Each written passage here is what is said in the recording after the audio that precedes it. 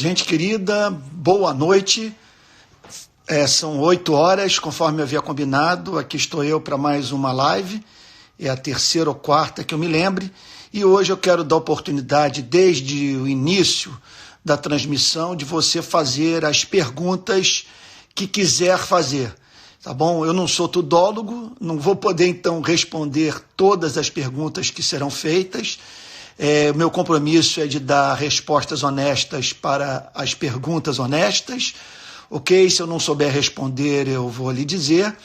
E o que eu espero é ser bíblico, ser honesto, ser claro, ser sincero, tá bom? E esse é o momento de você tratar comigo daquelas questões que afligem seu coração, ou talvez aquelas mesmas que têm relação com o meu ministério. Você é amigo, você me acompanha, tem visto coisas serem ditas a meu respeito, talvez tenha uma dúvida ou outra, eu estou aqui também para esclarecer. Mas a figura central dessa live não sou eu. Sabe? O que eu espero é que ela o aproxime do seu Salvador, do seu Deus, especialmente nesses dias tão complicados, tão difíceis, de perplexidade entre as nações. Estava lendo agora notícias da Itália, as ruas vazias, pessoas impedidas de se comunicar, precisando de solidariedade, mas muitas sem poder exercitar essa solidariedade em razão do medo da contaminação. Então, em momentos como esse, somos tomados daquela certeza de que esse mundo não foi designado para nossa felicidade, que aqui nesse planeta nós somos peregrinos, aguardando, caminhando enquanto aguardamos uma pátria, não é verdade? Tal como nos foi prometido por Cristo. Então vamos lá às perguntas, deixe-me ver aqui, vamos lá. Então vamos às perguntas. Tem aqui a Dida Gomes: qual pregador ou quais pregadores atuais brasileiros o senhor indica? Olha, Dida, eu gosto muito do pastor Tel, da Igreja Presbiteriana Betânia, em Niterói. Ele é crente, ele é uma pessoa reta, inteligente, perspicaz, bíblico, sabe? É uma pregação que me faz bem o coração sempre que eu a ouço. Então, eu sugiro que você acompanhe as suas exposições bíblicas lá no templo da Igreja Presbiteriana Betânia, em Niterói. O que o senhor não gosta no calvinismo? Olha, eu gosto muito do sistema. Você sabe que eu tenho... Aliás, eu nem peguei o seu nome. Deixa eu ver aqui qual é o seu nome. É a Dida também. A Dida está com 3 perguntas. Está aproveitando, então, enquanto o pessoal está chegando, para apresentar as suas questões. Dida, eu sou muito confortável com o sistema de pensamento calvinista. Eu acabei de ler os 3 volumes das Institutas. Falta o 4º, que eu tive que parar porque eu estou me dedicando a uma pesquisa sobre pregação. Olha, de tudo que eu li, eu vi, assim, eu senti encanto. Porque me parece que, como alguém já disse, o calvinismo é o cristianismo que se achou. Então, eu acredito que o calvinismo é o estágio intelectual mais avançado da história do cristianismo. E o que me faz ter amor pelo calvinismo é a sua fidelidade às Sagradas Escrituras. Não é que o sistema seja equilibrado. Todo calvinista tem problema com a sua teologia, tem perguntas com as quais ele tem que lidar e para as quais ninguém ainda encontrou resposta. Também o calvinista é confrontado no seu contato com a teologia com as antinomias, com aquelas verdades presentes nas Sagradas Escrituras, aparentemente contraditórias, mas que correspondem a lados diferentes de um mesmo fato, de um mesmo artigo de fé, e que demandam, portanto, esses fatos, a capacidade de pensar duplo. Isso não é fácil, como, por exemplo, a soberania divina e a responsabilidade humana. ok? Agora, o meu problema é com a cultura calvinista, dos calvinistas. Isso sim eu tenho problema, especialmente quando o calvinismo passa a ser visto como porta de entrada no nosso país de um modelo político, econômico, de uma ideologia e para as quais não há fundamento nas Sagradas Escrituras, né? Não há fundamento no próprio calvinismo e muito menos nas Sagradas Escrituras. Né? Então, Vitor, deixa eu pegar aqui então, vamos lá, a pergunta do Vitor. Qual o melhor conselho que você pode dar a quem está iniciando no seminário? Excelente pergunta, Vitor. Olha, a primeira coisa... Bom, é muito que eu poderia falar sobre o tema. Em especial em razão do fato de eu ter sido um dia um seminarista. Né? Então, eu já me vi nessa condição de alguém muito novo. Eu estava ainda na casa dos 20 e poucos anos ali e tentando buscar uma formação sólida para o exercício de um ministério pastoral fiel. E então lidei com muitas inseguranças, muitas incertezas, muita dificuldade de entender a doutrina. E uma coisa assim que eu diria para você, que é muito bom você tomar cuidado, porque nem sempre os professores são piedosos, então você tem que tomar cuidado com o risco de contaminação, sabe? O que eu estou querendo dizer com isso? De você se tornar mais um especialista em política eclesiástica do que uma pessoa que foi preparada pela graça divina, mediante trabalho duro, a ser um exímio ganhador de almas. Então esse é um risco, o risco de você banalizar o sagrado. Então o conselho que eu te dou é morra de tanto estudar, usando aqui as palavras de Spurgeon, e depois ore para viver. Aproveite esse período para ler muito. Procure conhecer o básico de teologia sistemática, teologia bíblica, teologia filosófica ou apologética, teologia histórica, teologia prática.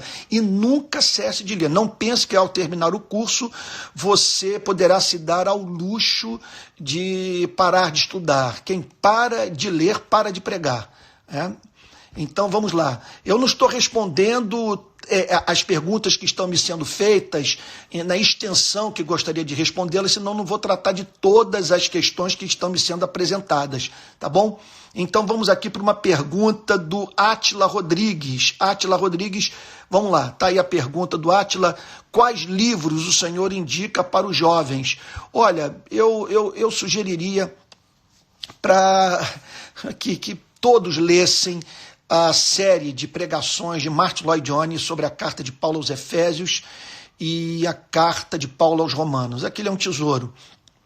Eu sugiro também a leitura de Pensamentos de Blaise Pascal, o comentário de Martim Lutero sobre a carta de Paulo aos Gálatas, o tratado sobre as feições religiosas, escrito por Jonathan Edwards, A Caridade e os Seus Frutos, também escrito por Jonathan Edwards, O Cristão em Face de Temas Contemporâneos. Eu acho que esse que é o título do livro que foi escrito por John Stott e já foi traduzido para a nossa língua. É um livraço.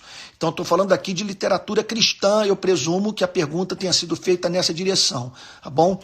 Vamos aqui para uma outra questão, tá bom? Olha, não sei se vocês viram que você tem aí um lugar apropriado para fazer perguntas.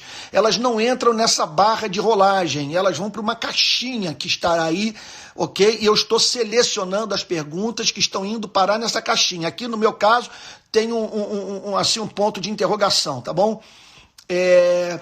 Vamos lá para uma pergunta da Bia. Como ter certeza do direcionamento de Deus?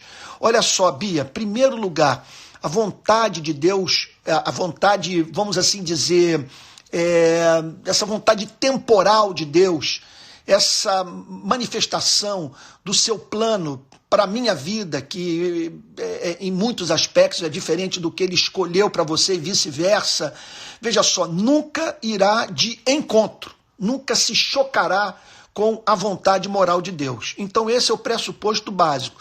Se Deus tiver que dar uma orientação, uma direção para a sua vida, essa direção estará em plena harmonia com os absolutos morais da palavra de Deus. Em segundo lugar, você pode também avaliar as circunstâncias, porque parece que muitas vezes Deus nos orienta mediante as circunstâncias da vida, abrindo portas ou fechando portas, a fim de que prestemos atenção para outros caminhos que Ele quer que nós venhamos a trilhar. Então é isso, a evidência dessa circunstância. Deixa eu dar um exemplo. Quando eu comecei o Rio de Paz e fiz aquela manifestação das cruzes na praia de Copacabana, que foi notícia no mundo inteiro, ali eu entendi que Deus estava me chamando para essa espécie de ministério profético. Então, em razão, e como até hoje, da repercussão desses atos públicos, me parece que é um sinal indicativo que Deus me chamou para o exercício dessa espécie de atividade cívica de defesa dos direitos humanos. Outro ponto também que vale, Bia, levar em consideração o conselho de cristãos maduros. É sempre importante você conversar com pessoas que tenham liberdade para contrariá-la e também de um temperamento diferente do seu. Então procure, conversar com essas pessoas, ouvi-las. Eu também sugeriria você nunca tomar decisão sem respeitar esse árbitro presente no nosso coração, chamado paz. Se você não tem paz para decidir, não vá adiante, porque uma das formas de Deus lidar conosco nesse processo de discernimento da sua vontade é assim, tirando a paz do nosso coração. Tá bom? Agora, é claro, não deixe de orar, de buscar a Deus, porque Ele tem interesse em falar conosco. É um Deus, portanto, que tem promessas para as nossas vidas, nesse campo. Ao que me concerne, diz o salmista, o Senhor levará a bom termo. Ok? Então o Senhor tem prazer em nos dar a direção, especialmente à luz do fato de que a vida é dura, curta e incerta, nós não temos tempo a perder. Tá bom? Agora tome cuidado com o seu coração, que muitas vezes nós fazemos, a opção por aquilo que nos afigura como mais confortável. Então nós vamos buscar conselho, mas já de antemão tendo definido aquilo que nós queremos ouvir. Na minha experiência de gabinete pastoral, já vi muitos me procurarem, me comunicando uma decisão que estava para ser tomada, sabe? E muitas vezes se recusando a ouvir o que eu tinha que dizer, com base naquele sentimento que os evangélicos costumam chamar de o sentir de Deus. Eu senti de Deus, eu espero que eu esteja sendo claro. Eu senti de Deus de tomar uma decisão como essa. E muitas vezes, portanto, a pessoa, na verdade, não está sentindo a vontade de Deus no coração. Está simplesmente imputando a Deus aquilo que se configura como um desejo do coração. Não é verdade? Alguma coisa que a pessoa de antemão já quer fazer e procura a Deus, mas é para ratificar. Deixa eu repetir. Procura a Deus mais para que seja ratificado o que ela deseja fazer, e muitas vezes muito longe do que Deus designou para a sua vida. Olha, tá a Tiara me fazendo uma pergunta maravilhosa: o que é o batismo com o Espírito Santo? Tiara, o batismo com o Espírito Santo é a reedição nas nossas vidas do batismo com o Espírito Santo experimentado por Cristo. Lá estava ele, no Rio Jordão, sendo batizado, e a Bíblia diz que o Espírito Santo veio sobre ele, e concomitante à vinda do Espírito Santo, aquela voz que ele dizia: tu és o meu filho amado, em quem eu me comprazo. Então o batismo com o Espírito Santo é o selo de Deus no coração do crente. Ele representa o Espírito testificando com o Espírito do crente que ele é filho de Deus. O batismo com o Espírito Santo também confere autoridade àquele que foi objeto dessa manifestação da graça de Deus. É muito importante que nós saibamos que quando o crente se converte, quando o ser humano se converte, ele não recebe no ato da conversão tudo de uma só vez. Eu estou entre aqueles que creem que é possível uma pessoa ser crente e, embora seja habitação do Espírito Santo, todo crente é habitação do Espírito Santo, não tenha passado por essa experiência que a Bíblia chama de selo ou de batismo com o Espírito Santo. Essa é uma experiência que comunica alegria indizível e cheia de glória, muita certeza da salvação e autoridade para pregar o evangelho. Eu quero dizer que nem todos os reformados creem como eu creio.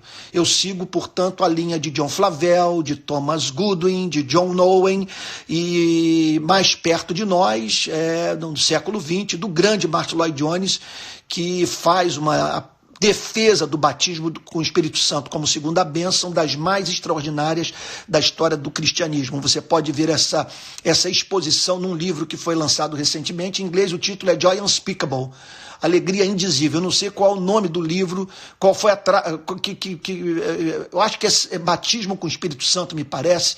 Ele foi traduzido, do Martyn Lloyd-Jones. E também as exposições sobre o capítulo 1 da Carta aos Efésios e Romanos capítulo 8. É uma série de pregações que ele fala sobre o batismo com o Espírito Santo. É algo imperdível.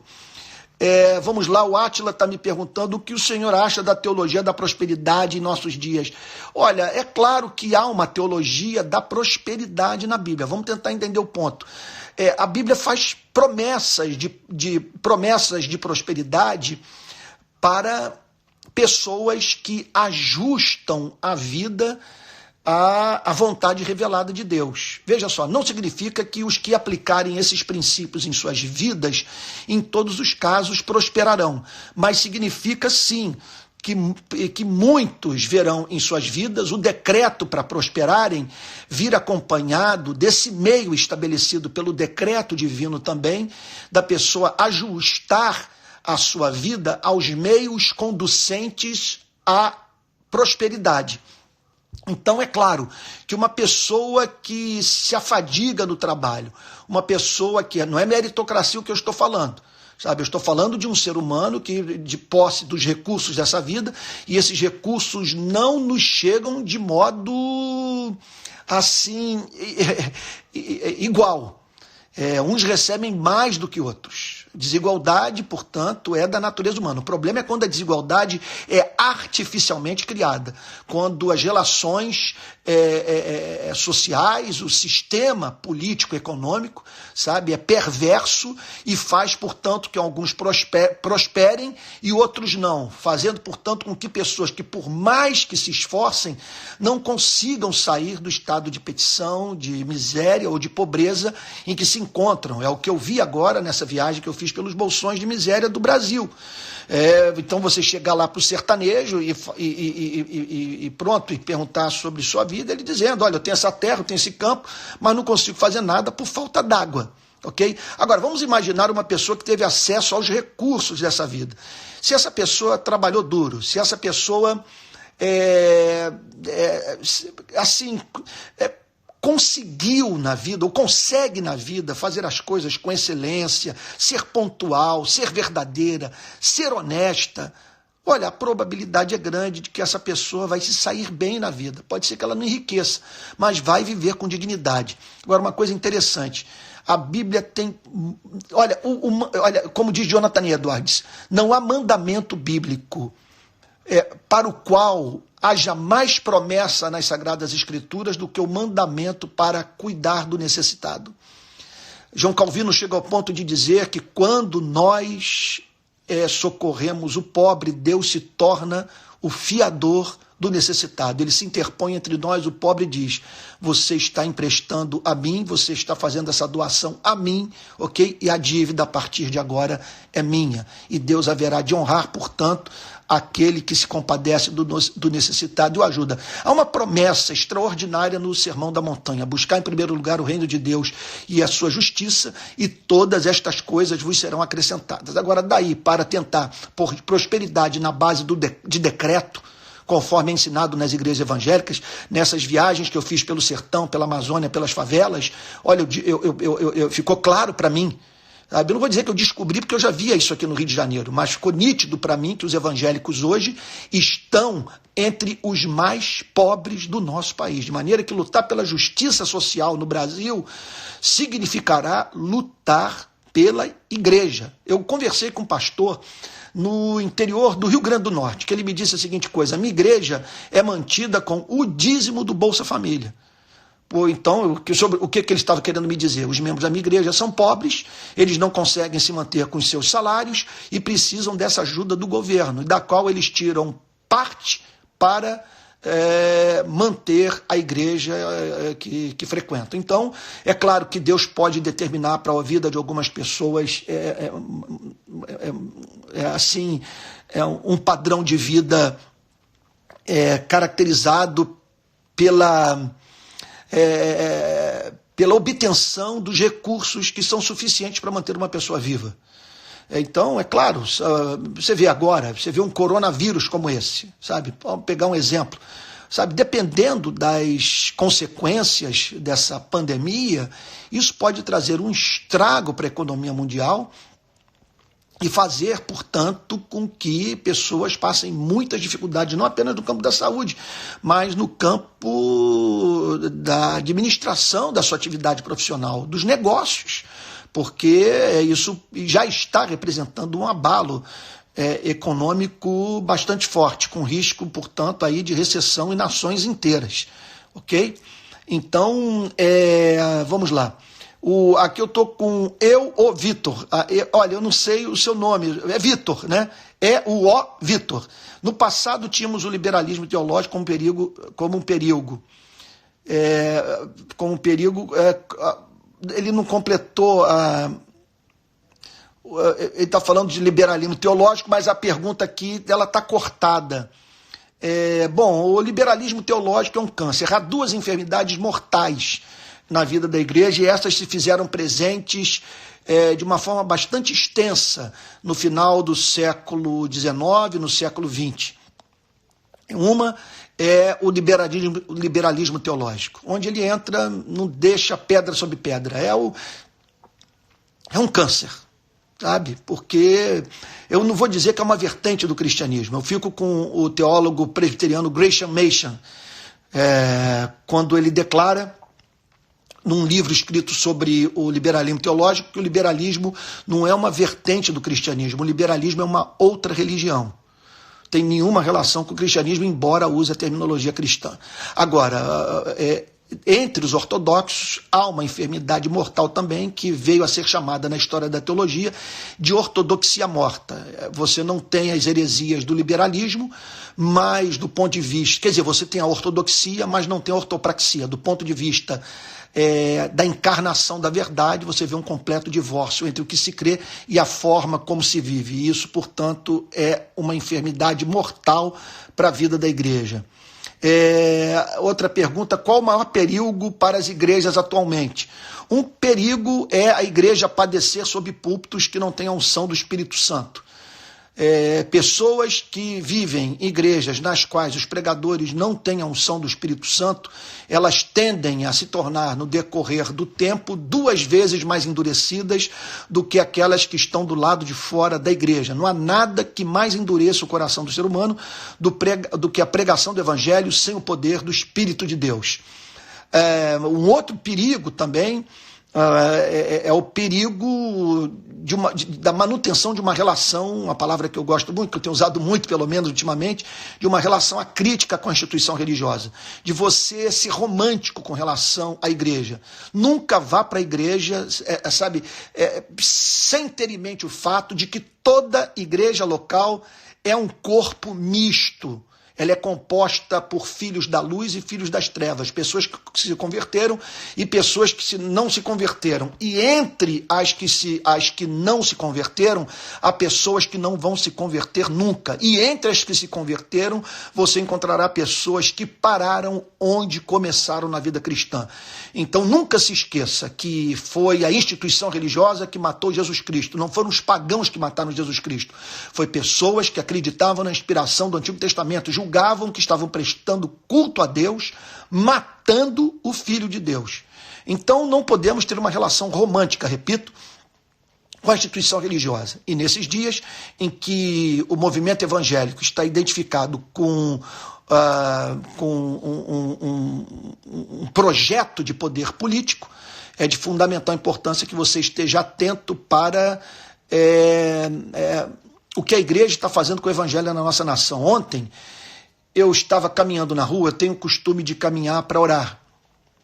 faço longas caminhadas, aproveitando do momento para falar com Deus enquanto eu ando. Minha cabeça funciona melhor, inclusive, assim, para oração. E eu vi minha filha passar, de carro com a pessoa que a leva para a escola, portanto, conduzindo lá o automóvel. Na hora me veio a imagem da relação da igreja com o evangelho. O evangelho, quer dizer, eu olhei para aquele carro e falei, meu Deus, aquele motorista está levando uma pessoa pela qual sou capaz de dar minha vida, minha filha. Então, da mesma forma, o evangelho está sob a custódia da igreja. É nossa responsabilidade zelar pelo conteúdo do evangelho para que ele não se perca. E no nosso país, o evangelho foi associado, portanto, a políticos profissionais, a uma ideologia política, a um projeto de poder que, no meu modo de ver, é o maior golpe que a igreja sofreu na sua credibilidade em toda a sua história no Brasil. E nunca a compreensão do evangelho se tornou tão difícil para o povo brasileiro em razão desse comportamento da igreja. Vamos para uma outra pergunta aqui. Vamos lá. Aqui eu estou com Thierry Oliveira. Pastor, qual o melhor livro de teologia bíblica? Olha, eu aconselho as exposições. A pessoa que mais me ajudou a conhecer teologia bíblica foi o Martyn Lloyd-Jones, nas suas exposições bíblicas. Sabe? Então é bom para você conhecer teologia bíblica, é central você ler bons comentários bíblicos. Quais os comentários que eu recomendaria? Não deixe de ler não deixe de ler o William Hendrickson, Lutero, Calvino, o F.F. Bruce às vezes me ajuda, às vezes o D.A. Carson também me ajuda. Então é bom você estar munido de bons comentários bíblicos, de bíblias anotadas também, como a Bíblia de Genebra, que me parece uma Bíblia de estudo muito boa, ok? Agora é bom também que você tenha acesso à literatura que o ajude a interpretar a Bíblia. Eu tenho aqui algumas na minha biblioteca, deixa eu ver aqui, deixa eu te mostrar, olha só. Deixa eu acender aqui. Aqui, olha, não sei se você está vendo, olha aqui, olha, os fundamentos da interpretação bíblica contemporânea, o espiral hermenêutico, introdução à hermenêutica bíblica, sabe, entre outros livros mais. Mas a coisa que mais me ajudou mesmo, a boa teologia bíblica, foi a leitura dos bons comentários e o tratamento dado ao texto, em especial pelo extraordinário Martyn Lloyd-Jones, o John Stott também, a honestidade intelectual, a fidelidade à Bíblia, a decisão de ficar do lado da Bíblia, mesmo quando a Bíblia fica contra nós, nos põe enrascada, quando nós temos que defender aquilo que se configura como um verdadeiro crime cometido contra a cultura. Então, é por isso que eu amo a tradição reformada.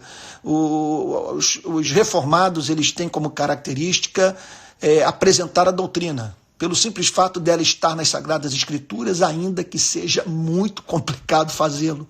Tá bom? Vamos para mais uma outra pergunta aqui. Opa, mudou de... Deixa eu voltar aqui, perdão. Ok, vamos lá para mais uma outra pergunta. Eu estou aqui com uma pergunta do Alexandre. Vamos lá, Alexandre, obrigado por você estar aqui, por me honrar, procurando saber o que eu penso. Meu Deus, que honra. Como lidar com a falta de interesse da sua igreja local em falar e se envolver com questões sociais? Alexandre, eu acho que um bom caminho é o primeiro da exposição bíblica, da pregação. Pede para esse povo ler Isaías 58. Estudar os profetas menores, analisar o sermão da montanha, sabe, estudar a parábola do bom samaritano, a parábola do rico e do Lázaro, sabe, e em seguida, pega esse pessoal, leva para a favela, vai lá, leva, faz teologia dentro do barraco, vai para o sertão, sabe, entra no hospital público, numa escola pública, sabe, eu fiz isso com muita gente aqui no Rio de Janeiro, sabe, inclusive estrangeiros, pessoas do mundo inteiro, que eu levei para dentro da favela para conhecerem a realidade. O William Wilberforce fez isso, de levar as pessoas para os navios negreiros, a fim de que elas conhecessem o drama de homens e mulheres que eram trazidos da África a fim de servirem de mercadoria para aqueles que se julgavam donos de seres humanos nas Américas, na Inglaterra, de uma forma especial na Inglaterra, que ele militou na Inglaterra, sabe? Então é isso, você tem que, olha, deixa eu voltar aqui, olha só, é importante que nós saibamos que, embora a missão da igreja, número 1 da igreja, seja pregar o evangelho, veja, nós sempre temos que responder uma pergunta, essa pregação visa o quê? O que nós queremos que saia lá na ponta como resultado dos nossos esforços evangelísticos? Essa pergunta tem que ser respondida. E a resposta não pode ser que a nossa expectativa é que saia um androide, saia um débil mental, você me perdoe dizer, um alienado, sabe, um robô, uma estátua de mármore. A pregação do evangelho tem como objetivo formar o caráter de Cristo nas pessoas. E pessoas que têm o caráter de Cristo, quando vem Lázaro morto, elas choram. Quando olham para Jerusalém, se compadecem, também choram. Olham para as multidões e também derramam lágrimas, dizendo, elas estão aflitas e exaustas como ovelhas que não têm pastor. E vê pessoas com fome e diz, essas pessoas vão desfalecer para o caminho, deem pão a elas. Sabe? Então, para mim, é um escândalo nós vivemos num país tão desigual como o nosso e não nos importarmos com isso. Ok? Vamos para uma outra pergunta. Uma pergunta aqui, esse nome está abreviado, Nada B. Thomas, não sei. Quais seriam os princípios bíblicos para se votar em algum candidato de direita ou esquerda? Olha, eu diria o seguinte, que nós não podemos ser mais de esquerda, de direita do que cristãos. E não vejo como o cristianismo caber nem no progressismo, nem no conservadorismo, nem na direita, nem da esquerda. Então, eu vejo cristãos de direita, conservadores, não sendo nada relevantes para a sociedade, e vejo progressistas buscando relevância, contudo, às expensas da fidelidade às Sagradas Escrituras, sabe? É claro, não posso generalizar, não posso dizer que isso é que acontece com todos, mas o que eu gostaria é de ver pessoas que defendem as suas ideologias defenderem o Evangelho. Eu vejo pouca pregação do Evangelho, pouco evangelismo nas redes sociais e muita discussão política. Por exemplo, o samba enredo lá da Mangueira, muita discussão sobre esse Cristo identitário, se isso é correto ou não. Mas estávamos diante de uma oportunidade evangelística extraordinária de apresentarmos à nação o Cristo que veio para nos redimir dos nossos pecados, porque qualquer declaração sobre Cristo que não tenha como ponto de partida o fato de que ele é o Cordeiro que tira o pecado do mundo, sabe, veja só, está apresentando à sociedade, ao mundo, à própria igreja, um ídolo chamado Cristo. Se Cristo não é o Redentor, é apenas um Cristo que se identifica com o nosso sofrimento, mas não um Cristo que veio veio para salvar gays ou héteros e homossexuais, veio para salvar comunistas, marxistas, liberais e neoliberais, sabe? Esse Cristo não é o Cristo que veio para salvar a todos, sabe? E mediante a pregação do seu evangelho, esse não é o Cristo das Sagradas Escrituras, ok? Gente, só para dizer, eu estou vendo muitas perguntas aqui subindo, mas eu estou usando uma caixinha. Aqui no meu Instagram, ela tem um ponto de interrogação. Então, eu coloco meu dedo indicador ali e ela abre para uma série de perguntas que estão sendo feitas. Então, eu estou seguindo as perguntas que estão sendo feitas por essa caixinha, tá bom? Então, me parece que ela aparece aí na tela quando eu faço uma escolha. E outra coisa também, não dá para saber muito bem que perguntas estão sendo feitas, porque é só quando eu teclo o dedo que elas se abrem. Então, vamos aqui para o Everton Gondim. Nos fale da integralidade do Evangelho na missão. Vejo a igreja focando apenas no aspecto espiritual. E uma igreja que foca apenas no aspecto espiritual está tomando o caminho do gnosticismo. Sabe? É uma salvação desencarnada. É uma salvação que menospreza o corpo, desconectada completamente desse amor integral que Deus revela ter pelos seres humanos. Esse amor que faz com que ele cuide da nossa alma ou do nosso espírito, bem como dos nossos corpos. Esse Deus, portanto, é um Deus que nos chama para identificarmos o seu único filho na vida do nu, na vida do faminto, na vida do preso, sabe? Porque o Cristo da Bíblia é o Cristo que se identifica com o sofrimento humano, de modo que servir a essa gente é servir a Cristo. O caminho que leva a Deus, de certa forma, passa pelo próximo. Tem uma pergunta aqui da Thelma. Vamos lá, Thelma...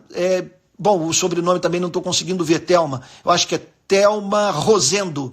Pastor, me explica melhor. Deus hoje nos castiga ou no tempo da graça não sofremos a ira de Deus? Não, olha, qualquer pregação que divorcie o Deus de amor do Deus de justiça nos colocará, nos remeterá para conflitos com a vida. Então você viver a declarar que Deus é só amor, que Deus é amor, amor, amor, e que esse Deus não é santo, santo, santo, sabe? Na verdade, é o único atributo de Deus que é apresentado de forma tríplice na Bíblia, é a sua santidade. Quer dizer, você separar amor da justiça é despreparar as pessoas para a vida. Olha aí o coronavírus, olha aí as tragédias naturais, sabe? A fome, a miséria, olha aí para o processo de envelhecimento do nosso corpo. Sabe? Por que somos acometidos por doenças? Por que a natureza tem espinhos? Por que há sangue nos dentes das feras? Porque quando nós olhamos, por exemplo, para a cadeia alimentar, essas cenas do Discovery Channel, de um leão saindo atrás de um cordeiro, sabe? E nós não conseguimos nem chegar ao fim da cena, não nos faz bem, embrulha o estômago. Por que nós olhamos para essas coisas e dizemos, não era para ser assim, sabe? E isso em razão do fato de que ao desaprendermos a amar, ao virarmos as costas para o nosso Criador, ele passou a emitir sinais de que ele é santo. Então, do ponto de vista do crente, a palavra castigo não me parece ser a palavra, eu estou certo disso, que nós deveríamos usar, porque castigo pressupõe juízo. E Deus não envia juízo do qual o crente não possa extrair benefício algum. Ele envia a sua disciplina. Vale a pena dizer que ser amado por Deus é terrível, porque esse amor fará com que ele não dê descanso a si mesmo enquanto não nos vir parecidos com Jesus Cristo. E para isso, portanto, ele nos põe no fogo da tribulação.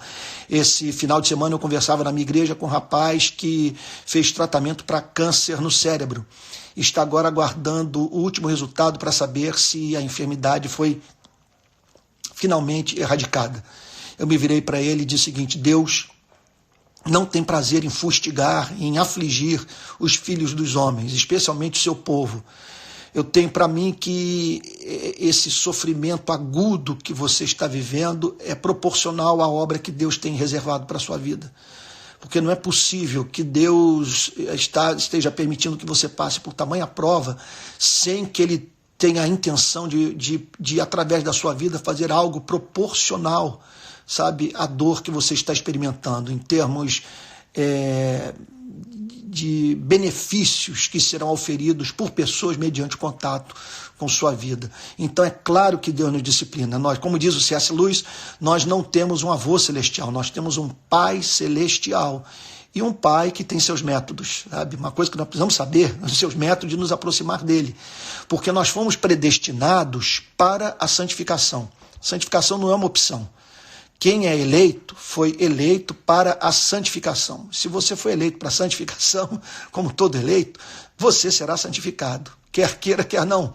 E ele tem seus métodos, e o método é fazer com que pessoas se levantem contra você, que você passe por necessidades, por momentos de insegurança, e outra forma também, que é ele suprimir as consolações do Espírito Santo, fazendo com que você perca a paz e volte, portanto, a se desesperar por Cristo. Certamente ele nos disciplina, embora não nos castigue, porque não é juízo, é amor, sabe?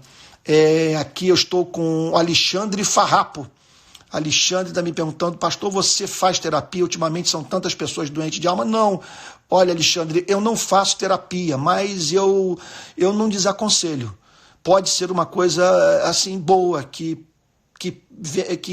possibilite o contato do cristão com sua própria alma. Eu penso que essas ciências, a psicologia, a psicanálise, a chamada psicologia profunda, elas nos ajudaram a lançar um olhar mais misericordioso sobre a nossa vida, ajudando-nos a, muitas vezes, não ver somente pecado, transgressão moral, deformação de caráter, mas também enfermidade que precisa ser curada por Deus. Então, acho a terapia algo que pode nos ajudar muito. Agora, deixa eu fazer só uma afirmação importante, que eu acho que foi o Richard Lovelace, um autor americano, que diz o seguinte, que hoje nós estamos enviando para o terapeuta, para o psicólogo, pessoas com problemas que seriam tratados por qualquer pregador puritano do passado. Então, quer dizer, nós estamos com muita rapidez encaminhando as pessoas para os consultórios e muitas vezes confundindo problemas espirituais com problemas psicológicos. Então, quando uma pessoa procura o pastor por causa de algum sofrimento, a primeira coisa que ele tem que fazer é ajudar a pessoa a avaliar a sua relação com Jesus Cristo. Porque, veja só, o pastor é um especialista. Ele foi chamado por Deus para cumprir a função de conselheiro cristão, de modo que a sua preocupação principal será com as condições espirituais dessa pessoa, sabe? E é claro que se ele tiver uma formação em psicologia, em psicanálise, e puder ajudar a partir do enquadramento intelectual cristão aqueles que o procuram, será ótimo. Mas a tarefa do pastor é essa. E muitas vezes, olha, eu já vi isso, pessoas saem da pregação com problemas que seriam levados para o terapeuta resolvidos. Porque tudo era uma questão da pessoa passar a ver a vida de modo bíblico, de usar o cérebro, de ver os seus problemas à luz das Sagradas Escrituras, ok? E muitas também precisando daquele reencontro com Deus, porque muitas vezes a tristeza, essa melancolia, essa angústia, sabe, elas são subprodutos desse afastamento do Espírito Santo, desse entristecimento do Espírito Santo. Quando nós entristecemos o Espírito Santo, ele suprime suas consolações. E é natural que a pessoa se veja num estado deplorável, mas do qual ela pode se recuperar mediante arrependimento e fé. Vamos aqui para mais perguntas, vamos ver.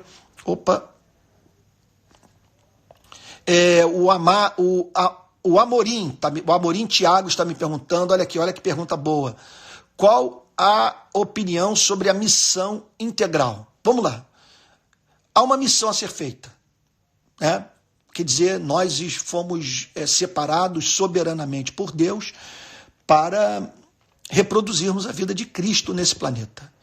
Então, a igreja, ela quer dizer, é por meio dela que Cristo abraça, que Cristo toca, que Cristo fala, que Cristo levanta o caído, que Cristo alimenta o faminto, veste o nu e revela a verdade ao perdido. Ok? Então, a igreja, temos uma missão. E qual é a nossa missão? A nossa missão é amar. Então, o amor, ele antecede a grande comissão. Sabe, nosso primeiro chamado é amar. E o amor que vai dizer quando que nós devemos fazer o quê. Quer dizer, o que nós devemos fazer por a vida daquele que a providência divina põe em nosso caminho. Você imagina, por exemplo, naquela estrada de Jerusalém para Jericó, uma pessoa, portanto, ao ver aquele homem que havia sido espancado, semi-morto, à beira da estrada, em vez de cuidar das suas feridas, de levá-lo para uma hospedaria e ajudá-lo a se recuperar fisicamente, desse um folheto para esse e seguisse o seu caminho, se sentindo assim livre de um sentimento de culpa por não ter socorrido alguém que se encontrava em agonia. Ora, isso aí é um deboche, é um escárnio. Sabe?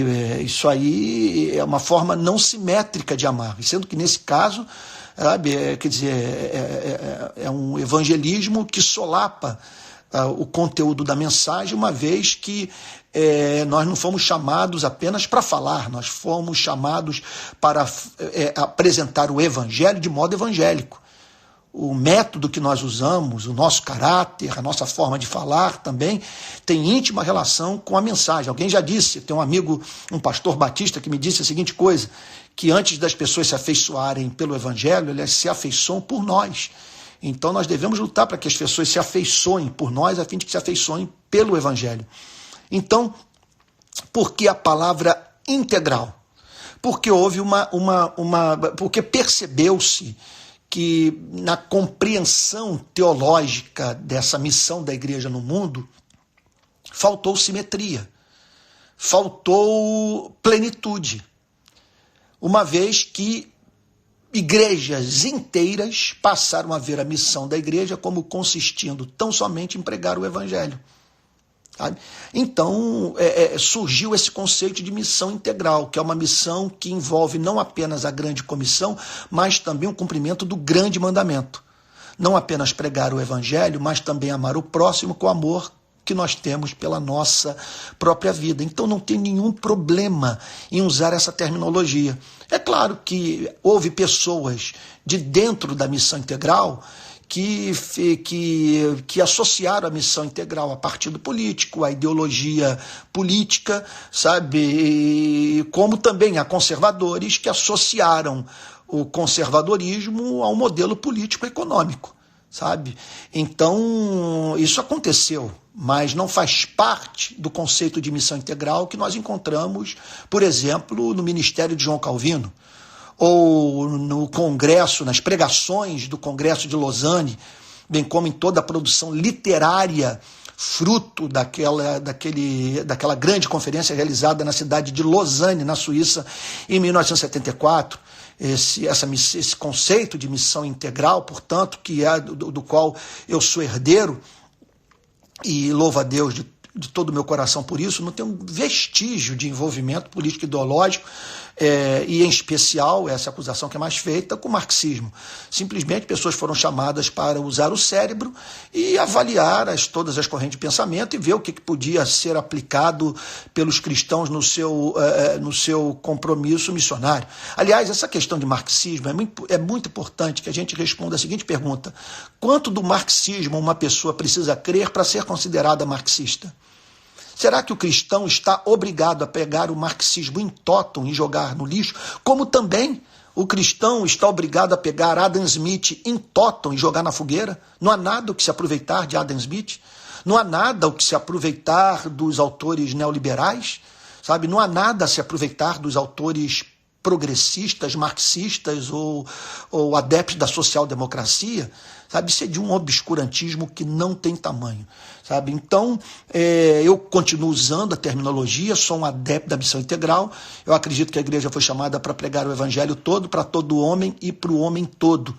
E que a grande comissão, portanto, não pode ser dissociada jamais do grande mandamento. Ok? Vamos para uma outra pergunta. Aqui é a pergunta do Léo Rosa. Quero muito ser um ministro e sinto que tem chamado. Como proceder se isso arde em meu coração? Léo, querido, olha só, primeira coisa, se você tem um chamado, você vai sentir assim, muito assim, inadequado, você não vai se sentir digno, você vai relutar em atender esse chamado, você vai ter sérios problemas com ele, sabe? Você vai clamar a Deus: Senhor, toca-me com as brasas vivas do teu altar nos meus lábios, porque eu sou um homem impuro e que habita no meio de impuros lábios. Você vai fazer como Moisés: Senhor, envia outro. Você vai fazer como Pedro: arreda-te de mim, porque eu sou pecador. Sabe? Então, as pessoas que mais revelam terem sido chamadas são aquelas que têm dificuldade de acreditar que foram chamados para o cumprimento de uma função tão excelsa como essa. Depois você, claro, você verá o testemunho de parentes, de amigos, de membros da igreja, que vão identificar em você esse chamado. Nós não podemos abrir mão jamais do testemunho da igreja. Esse seu chamamento, ele vai se tornar evidente para a vida daqueles com os quais você congrega. Outro ponto: jamais entre no ministério, diz o Charles Spurgeon, se você puder viver longe dele.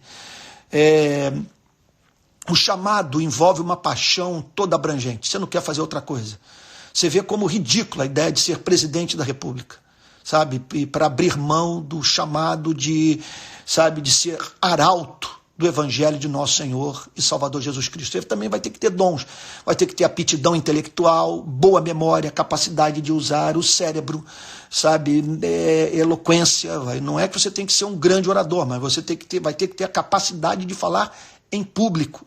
Ok? E amor pelas pessoas, sabe? Sempre que a gente pensa em entrar no ministério, alguém pensa em entrar no ministério, tem que responder a seguinte pergunta: afinal de contas, por que eu quero subir no púlpito? Por que eu quero estar ali? E o pressuposto maior é que eu tenho zelo pela glória de Deus e compaixão pelos perdidos.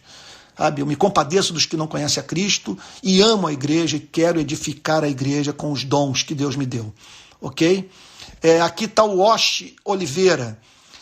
Qual o maior conselho você daria a um jovem pastor? Eu acho que eu já respondi essa pergunta, tá bom?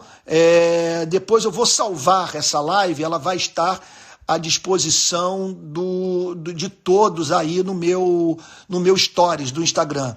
Eu estou aqui com o Jess, fazendo a seguinte pergunta: pastor, qual o propósito para o casamento segundo as Escrituras? Qual é o limite do sofrimento nisso? Boa pergunta, Jess.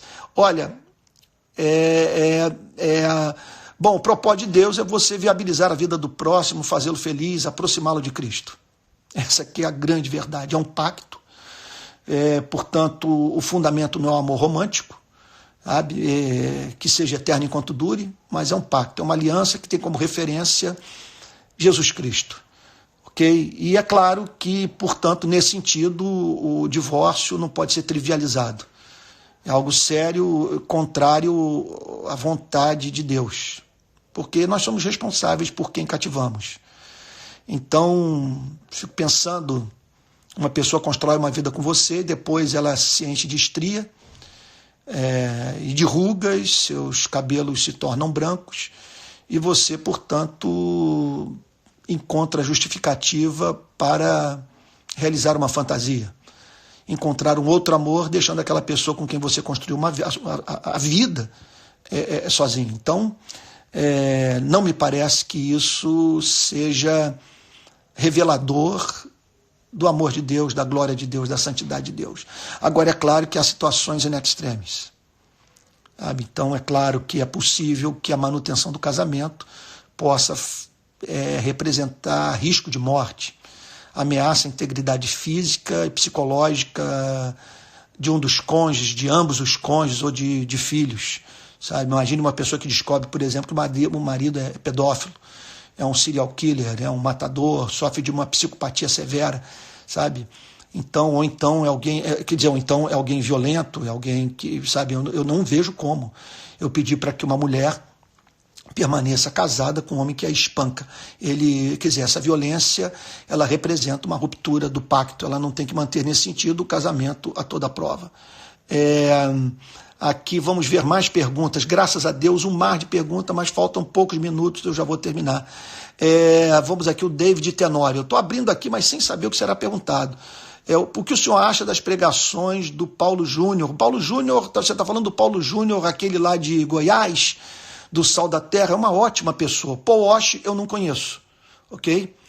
E afins eu não sei, eu ouço pouca pregação, sabe? Dos pregadores estrangeiros que eu já ouvi, dois, assim, me chamaram a atenção. O Arcis Sproul, que me pareceu, assim, dos pregadores, para o meu gosto, que eu mais, assim, apreciei, sabe? E o Tim Keller pelo conteúdo, ok? Mas eu não sou bom nisso, eu frequento pouco congresso e tal, e é isso. Você me perdoe aqui, não é esnobismo não, é falta realmente de tempo, ok? Vamos ver mais perguntas aqui para Rafael. Estou escolhendo aqui aleatoriamente. Ajuda ao próximo tem algum pressuposto, ou seja, a ajuda ao próximo deve passar por algum filtro? Olha, o único limite, o limite estabelecido para o ato de ajudar o pobre, o necessitado, que sofre, o enlutado, o doente, é o limite estabelecido pelo próprio amor. Ok? Então, e se você tiver que pecar, peque do lado do amor. Peque sempre do lado do amor, que é uma tendência em nós a pecar do lado da indiferença, do lado da injustiça. Então, como nortear esse exercício do amor misericordioso? Ora, olhando para a nossa própria vida. O que você gosta que as pessoas façam quando você se sente injustiçado? Você gosta que pessoas saiam em sua defesa? O que gostaria que pessoas fizessem se você fosse preso injustamente? Ou se um policial entrasse na sua casa, arrombasse a sua porta sem mandato judicial e batesse na tua cara e colocasse 300 gramas de cocaína na sua cômoda, sabe? Como que você gostaria de ser tratado se fosse encontrado nu, faminto, sabe? Amarás o teu próximo como a ti mesmo, sabe? Claro, não estou repreendendo você, a pergunta foi honesta. Eu estou falando assim para você, para mim, para todos. Tá o Felipe aqui também fazendo uma pergunta.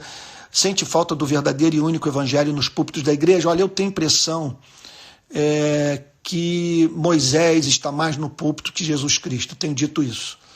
Então, muita pregação sobre moralidade e pouco evangelho. E quando se prega a lei, em vez de pregar o evangelho, acaba que essa espécie de relação neurótica com a Bíblia desperta no coração humano o interesse por aquilo que a própria Bíblia proíbe. Eu não estou com isso querendo dizer que não se deva pregar sobre a lei. O que eu estou dizendo é que a lei deve ser pregada no espírito do evangelho. Ok? Porque, olha, não funciona. Olhe para o apóstolo Paulo dizendo, na sua experiência lá, Romanos capítulo 7, sabe, que a lei foi dada para despertar em nós o interesse pela salvação. Vou ler aqui o texto, estou com a minha Bíblia aqui do lado. Olha só o que ele declara aqui no capítulo 7, olha, verso 5.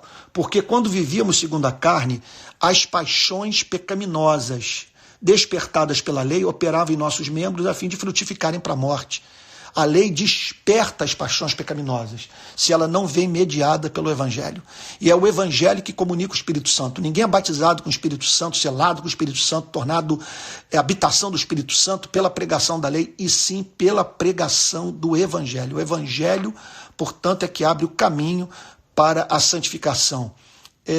Uma outra pergunta: qual a sua opinião sobre as mensagens do Vitor Azevedo? Eu não conheço, não sei quem é Vitor Azevedo, me perdoe. Outra pergunta: qual a sua opinião sobre o Descende? Olha, eu não sei quem está bancando isso, sabe? Eu não sei que instituições estão por trás, eu não assisti à conferência, exceto um trecho que me causou perplexidade. É alguém anunciar que o presidente do Brasil havia se convertido, sabe? Eu não sei como se chega a uma conclusão como essa tão rápido. Sabe, pelo fruto se conhece a árvore. Naquele mesmo dia ele havia mandado uma banana para os jornalistas em Brasília. E desde aquele encontro ele continua praticando inúmeros atos de grosseria. Portanto, me pareceu assim precipitado. Eu tive um amigo que acompanhou essa conferência, ele falou que assistiu durante horas. E fez o seguinte comentário, que o momento em que a manifestação do povo foi mais assim efusiva foi quando ele apareceu, ou o nome dele foi anunciado, o presidente da República.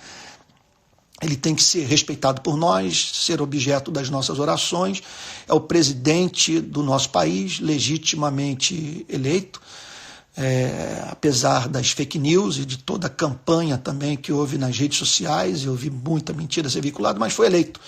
As urnas, portanto, garantiram a sua vitória.